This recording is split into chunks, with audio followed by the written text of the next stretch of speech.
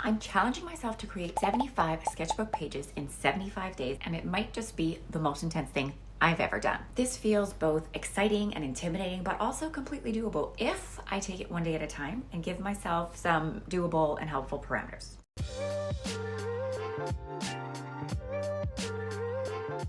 So for this month and beyond, this is all about showing up for myself in a way that feels true to me. So I'm giving the 75 hard challenge, you know what they always do in January for the workout people, my creative spin. Starting with my Pinspired Hearts self-love project for February.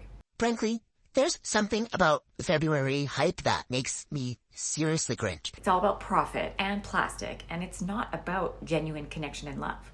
So this year, I am flipping the script. I'm choosing to pour love into myself because I am the only one who can create my happiness. So I've developed this challenge where I find a heart art project on Pinterest that I'd like to emulate, and I recreate it in my sketchbook. Here's the thing. This isn't about perfection or making something gallery worthy. No. It's about creating a moment each day to just be, to reflect, to play, to let go. But I'm not reinventing the wheel every day and trying to come up with some big idea. That will never work. Sometimes it's great to start with a container, a jumping off point, just to get you in the mood and to step into creative mode.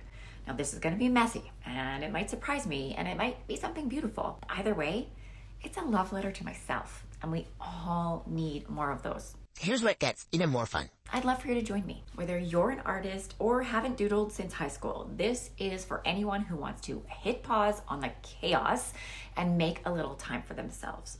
No fancy supplies are needed, just a sketchbook, paints, and a pen, and a willingness to give it a try. So I'll be sharing my pages every day on this channel, and I'd love to see yours too. You can tag me or DM me on Instagram at wholehearted.art, or just drop a comment below and let me know how it's going. Let's make February about love, but not for others.